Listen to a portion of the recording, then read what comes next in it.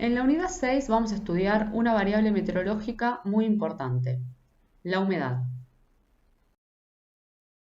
¿Qué es la humedad? Es la cantidad de vapor de agua presente en la atmósfera. El vapor de agua juega un papel fundamental en los procesos atmosféricos y se distingue entre todos los gases que están naturalmente en la atmósfera por su capacidad de cambiar al estado líquido o sólido y también por poder formar nubes y producir precipitaciones. Estos mapas mensuales muestran el promedio de vapor de agua que contiene cada columna de la atmósfera, es decir, representan la cantidad equivalente en agua líquida que se podría obtener si todo el vapor de agua en la columna se condensara.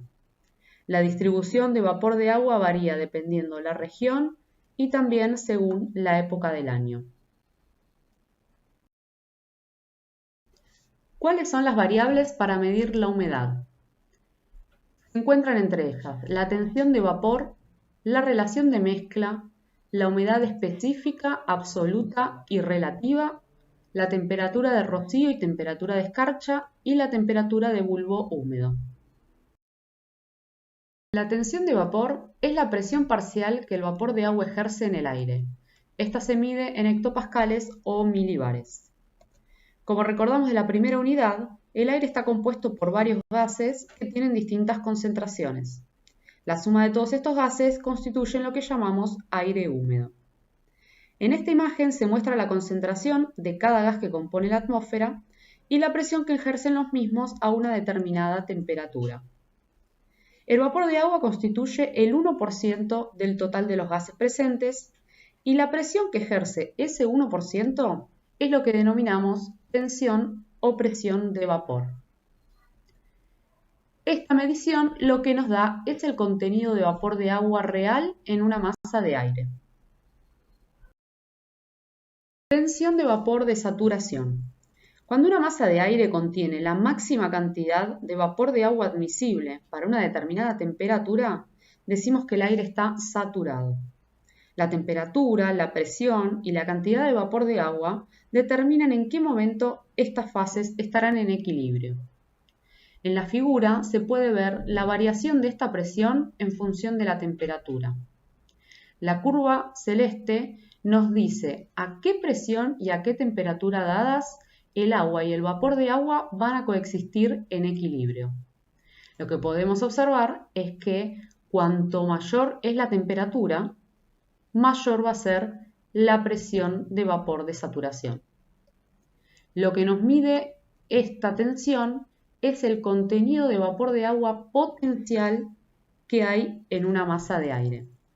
Por lo tanto, si solo conocemos el valor de la tensión de vapor de saturación, podemos inferir cuál va a ser la temperatura de esta masa de aire, pero no podemos afirmar nada de su contenido real de humedad.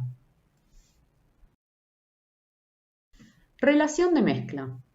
Esta es el cociente entre la masa de vapor de agua y la masa de aire seco, en la cual este vapor está contenido. Tenemos la humedad específica, la cual es el cociente entre la masa de vapor de agua y la masa total del aire, esto es, incluyendo también la masa de vapor. Las dos mediciones se dan en unidades de gramo sobre kilogramo. Humedad absoluta. Está definida como la masa de vapor de agua por unidad de volumen.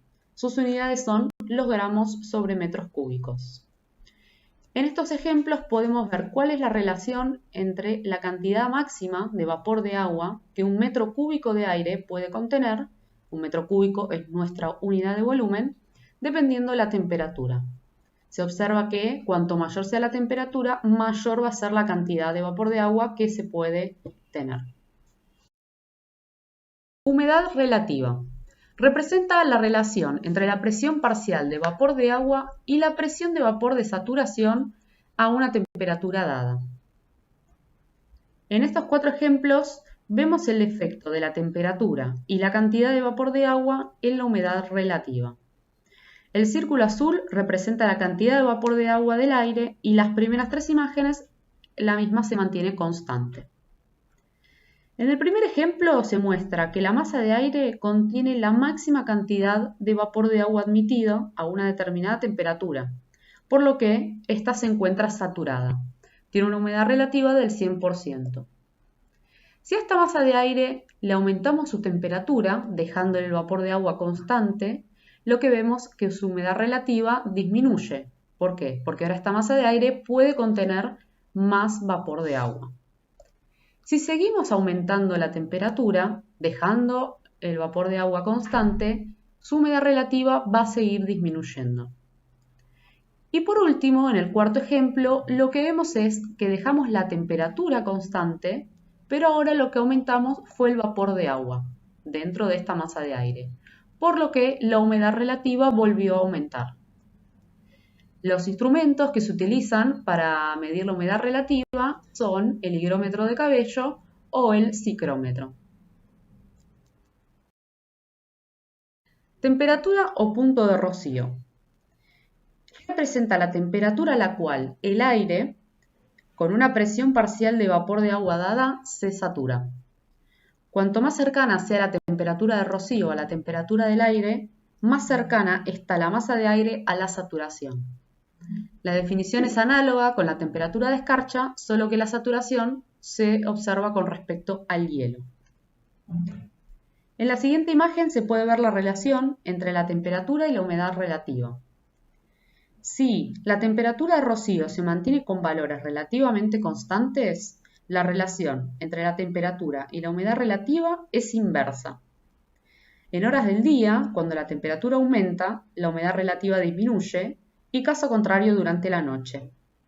Por eso, en las primeras horas de la mañana, cuando la temperatura está llegando a su mínimo, podemos encontrar los fenómenos de rocío, si la temperatura es mayor a 0, o de escarcha, si la temperatura es negativa, con una humedad relativa cercana al suelo de casi el 100%. Uno de los instrumentos que suele utilizarse para realizar estas marchas de temperatura y de humedad relativa es el higrógrafo. Por último, la temperatura de bulbo húmedo es aquella que adquiere el aire al saturarse por incorporación de vapor mediante el proceso de evaporación. Esta puede medirse utilizando un psicrómetro y va a ser la temperatura que marque el termómetro cuando el bulbo está recubierto por un paño húmedo, el cual llamamos muselina, desde el cual se produce evaporación hasta saturar el aire que rodea el bulbo. Utilizando esta temperatura y la temperatura del termómetro de la izquierda, el que se denomina termómetro de bulbo seco, y utilizando las tablas psicométricas, vamos a poder encontrar cuál es el valor de la humedad relativa para ese momento.